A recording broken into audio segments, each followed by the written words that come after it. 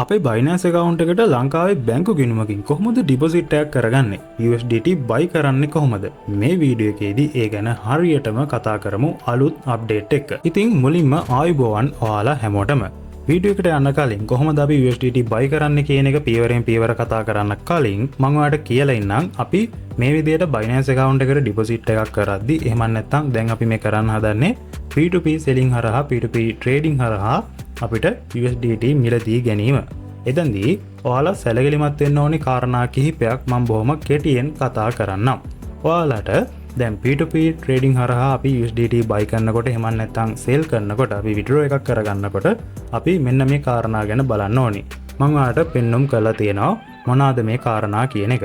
දැන් P2P trading වලදී මේ අදාළ සේවා සපයන්න කොච්චර trade ප්‍රමාණයක් කරලා තියෙනවද? ඒ වගේම එයාගේ සක්සස් රේට් එක කොහොමද වෙන්නේ? ඒ වගේම එයා ගාව තියෙන available USDT ප්‍රමාණය කොයිතරම්ද? එයාගේ ලිමිට් එක කොයිතරම්ද වෙන්නේ කියන එක ඔයාලා අනිවාර්යයෙන්ම බලන්න ඕනි. දැන් අදාළ P2P trading වලදී buyer හෝ seller එයා ගාව තියෙන available USDT ප්‍රමාණය සහ ඒ වගේම ලිමිට් එක ගැන කතා කරද්දී අපි හිතමු ඔයාට withdraw කරගන්න තියෙන ප්‍රමාණයට ආසන්න ප්‍රමාණයක් තියෙන කෙනෙක් ඔයා තෝරා ගන්නවා ඔයාගේ ගනුදෙනුව කරගන්න. ඉතින් ආසන්න ප්‍රමාණයක් එයා ගාව available තියෙන ප්‍රමාණයට ආසන්න ප්‍රමාණයක්ම තෝරාගත්තොත් ඔයාගේ ඒ අදාළ order එක cancel වෙන්න ඉඩකඩ තියෙනවා. ගනුදෙනුව complete නොවෙන්න ඉඩකඩ තියෙනවා. ඒ නිසා ඒ වගේ කරන්නේ නැතුව ඔයා සම්කිසි වැඩි මුදලක් ලබා ගන්න බලාපොරොත්තු වෙනවා නම් ඊට වඩා වැඩි මුදලක් තියෙන buyer හෝ seller කෙනෙක්ව තෝරා ගන්න. එතකොට ඔයාට ගැටලුවකින් තොරව ඔයාගේ ගනුදෙනුව සාර්ථක කරගන්න පුළුවන් USDT මිලදී ගැනීමකදී සහ withdraw එකක් කර ගැනීමකදී.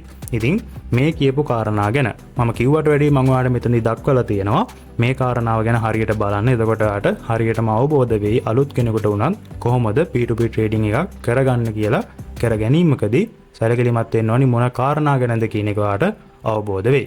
මෙතන ඉඳන් අපි කොහොමද P2P trading හරහා USDT buy කරන්න කියන එක අපි හරියටම පියවරෙන් පියවර ඉදිරියට කතා කරගෙන යමු. හරි. අපේ Binance account එකට login වෙලා මේ විදිහට Binance app එකේදී dashboard එකට ආවහම ඔයාලා කලින් P2P trading භාවිතා කරලා තියෙනවා නම් මේ dashboard එකේදී ඔයාලට පෙන්눔 කරයි පැත්තකින් P2P trading කියලා. එහෙම පෙන්눔 කරන්නේ නැතිනම් ඔයාලට පුළුවන් මේ පැත්තේ අයිනෙන් තියෙන ඔයාගේ profile icon එක click කරගන්න. මෙතන ක්ලික් කළාම ඔයාට බලා ගන්න පුළුවන් P2P trading බොහෝ දුරට දෙනවා. එහෙම නැත්නම් මෝ යටතේ ගිහිල්ලා මෙතනදී ඔයාට P2P trading බලා ගන්න පුළුවන්. මම ඔයාලට පෙන්눔 කරලා දෙනවා මොකද්ද කියලා. ඒ විදිහට P2P trading section එකට ආවහම දැන් ඔයාට තෝරා ගන්න තියෙනවා ඔයා කරන්න හදන්නේ USDT buy කරන්නද USDT මිලදී ගන්නද එහෙම නැත්නම් USDT sell කරන්නද කියන ඒ තෝරා ගැනීම. දැන් අපි හදන්නේ USDT buy කරන්න. එතෙන්දී අපි තෝරා ගන්න ඕනි buy කියන option එක. ඒ වගේම වගේ කරන්සි එක එහා පැත්තෙන් පෙන්눔 කරලා තියෙනවා.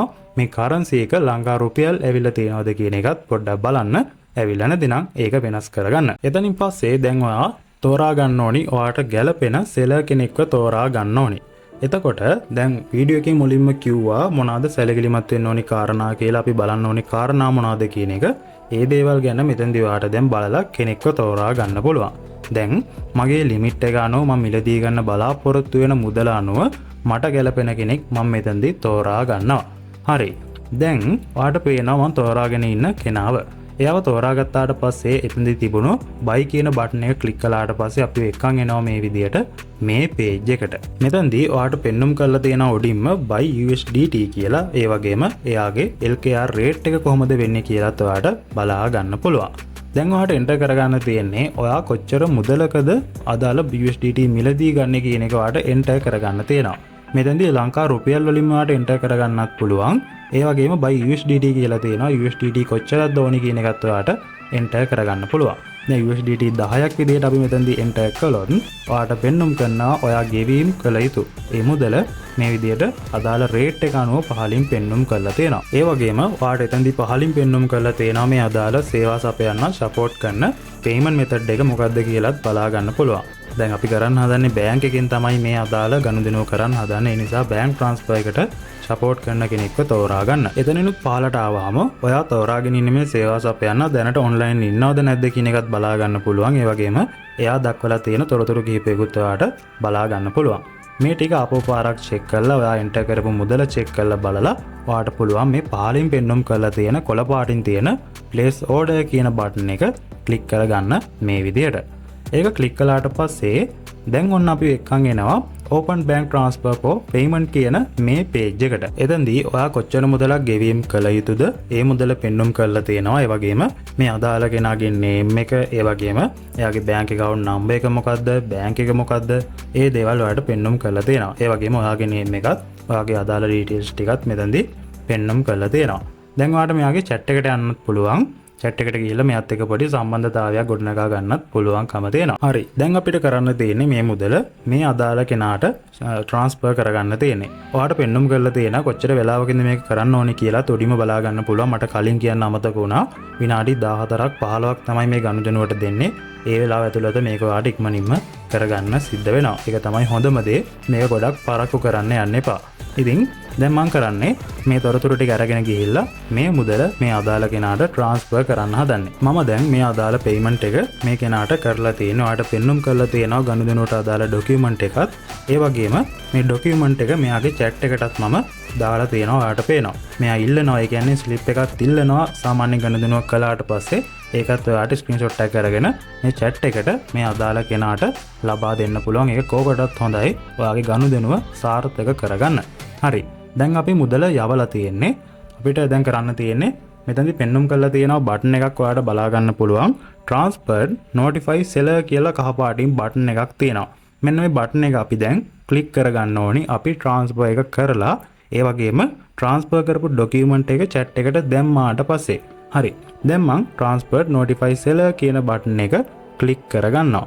මේක ක්ලික් කළාට පස්සේ දැන් ඔන්න අපි එක්කන් එනවා pending payment confirmation කියන මේ page එකට. මේ page එකට ආවාට පස්සේ අදාළ seller ඒ අදාළ document check කරලා බලලා ඔයාට මුදල Binance account එකට ලබා දෙන්න කටයුතු කරනවා. මේකට බොහොම පොඩි වෙලාවක් යන්නේ. එහෙම මෙයා පාරක් වුණොත් ඔයාට remind seller කියන මේ පහළ බටන් එක ක්ලික් කළත් ඔයාට මෙයාට ආපහු දෙනුම් දීමක් කරන්න පුළුවන්. දැන් ඔයාට පේනවා මගේ අදාළ ගනුදෙනුව අනුව $10ක මුදල මගේ Binance account එකට deposit වුණා කියන එක මෙතනදී පෙන්වුම් කරලා තියෙනවා.